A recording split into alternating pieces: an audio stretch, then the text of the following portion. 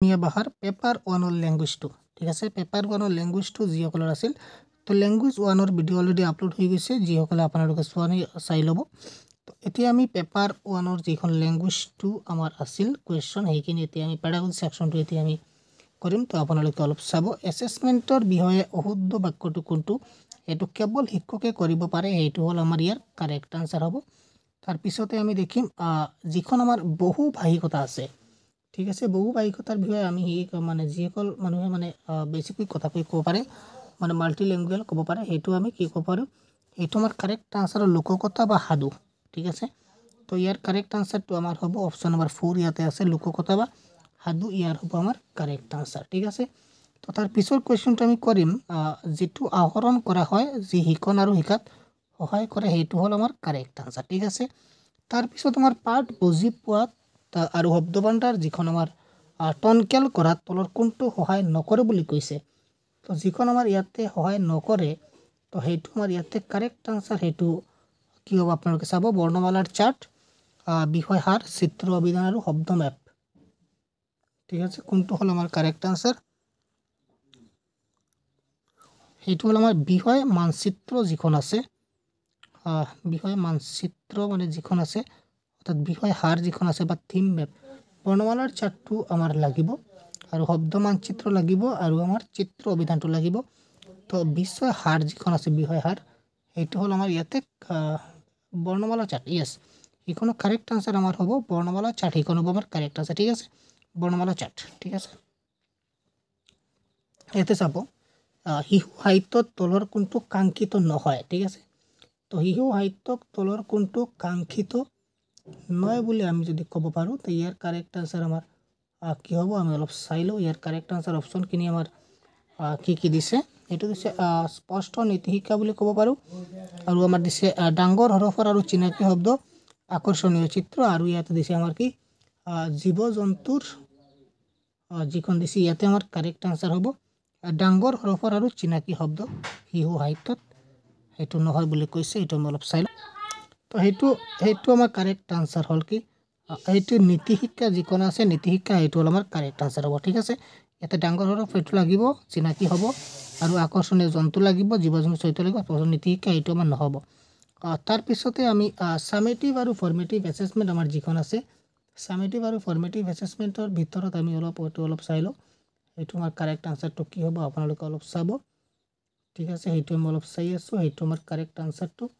কি হ'ব পাৰে অলপ চাই আছোঁ তো ইয়াতে আমাৰ কাৰেক্ট আনসাৰ হ'ব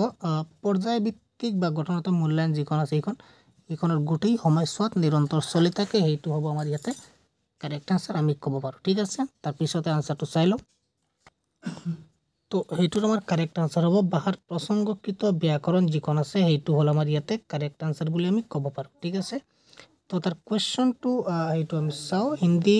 হিন্দী এজন শিক্ষক যিখন আছিল তো সেইখনত আমাৰ কাৰেক্ট আনসাৰটো হ'ব সংযোগকাৰী যিখন আছে সংযোগকাৰী পদ্ধতি অৰ্থাৎ আমি এটা ক'ব পাৰোঁ যোগাযোগমূলক পদ্ধতি সেইটো হ'ল কমিউনিকেটিভ এপ্ৰ'চ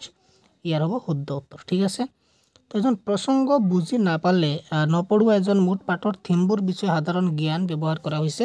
তো সেইটো আমাৰ কোন পদ্ধতি বুলি হ'ব পাৰে সেইটো আমাৰ কাৰেক্ট আনসাৰ কি হয় বটম আপ হ'বনে টপ ডাউন হ'ব সেইটো কাৰেক্ট আনসাৰ আমাৰ কি হয় আমি অলপ চাই লওঁ সেইটো হ'ল আমাৰ বটম আপ এপ্ৰ'চ ঠিক আছে তো তাৰপিছতে তলৰ কোনটো শিকনৰ এক মুখ্য ক্ষেত্ৰ হিচাপে গণ্য কৰা নহয় বুলি কৈছে মুখ্য ক্ষেত্ৰ বুলি গণ্য নহয় বুলি কৈছে সেইটোৰ কাৰেক্ট আনসাৰ হ'ব ছ'চিঅ' কালচাৰেল যিখন আছে সামাজিক সংস্কৃতি সেইখিনি আমাৰ কাৰেক্ট আনসাৰ হ'ব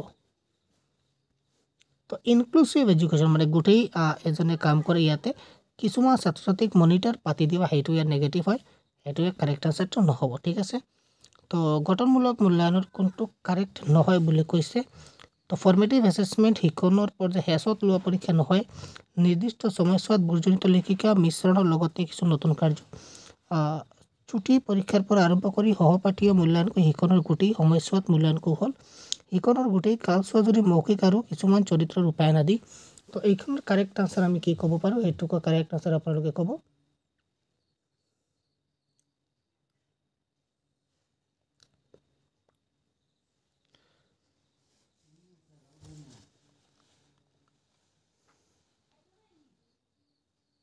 তো এইটো আমি ক'ব পাৰোঁ এইটো শুদ্ধ উত্তৰ নহয়, যিখন আছে এজন শিক্ষাবৰ্ষৰ একদম শেষত যিটো এটা লিখিত পৰীক্ষা সেইটো আমাৰ নহয়, ঠিক আছে। এইটো সেইখন শেষত যিখন লিখিত পৰীক্ষা সেইটোক আমি মূল্য ফৰ্মেটিভ এছেছমেণ্ট নকওঁ, এইটোত আমি ছামেটিভ এছেছমেণ্ট বুলি কওঁ। সেইকাৰণে সেইটো শুদ্ধ উত্তৰ হ'ল অপশ্যন নম্বৰ এ। তাৰপিছতে সেইটো আমাৰ কাৰেক্ট আনচাৰ হ'ল অপশ্যন নম্বৰ 1 আমি ক'ব পাৰোঁ। সেইটো হ'ল কি শিকাৰুৰ শিক্ষণৰ স্তৰ আৰু সিহঁতৰ মনলৈ যিখন আছে এটা জানেলা বুলি ক'ব পাৰোঁ, সেইটো খিৰিকীৰ দৰে, সেইটো হ'ল আমাৰ কাৰেক্ট আনচাৰ। তো পি বি বুলি লিখে আৰু 6ত 9 বুলি পঢ়োঁতে লিখোঁতে কিবা সমস্যা হৈ আছে, সেইটো আমি ইয়াতে ডিছলেক্সিয়া বুলি ক'ব পাৰোঁ। তাৰ পিছত আমাৰ যিখন আজিৰ একদম লাষ্ট কুৱেশ্যন যিখন আছে প্ৰাথমিক আৰু মৌলিক আন্তঃব্যক্তিগত যোগাযোগমূলক দক্ষতা, তো সেইটো আমি কি ক'ব পাৰোঁ যোগাযোগমূলক দক্ষতা, সেইটো আমাৰ কাৰেক্ট আনচাৰটো কি হ'ব আন্তঃভাষাত দৈনন্দিন, এইটো আমাৰ দৈনন্দিন জীৱনত ব্যৱহৃত ভাষা যিখন আছে অপশ্যন নম্বৰ 2 সেইটো হ'ল কাৰেক্ট আনচাৰ। তো এইটো হ'ল আমাৰ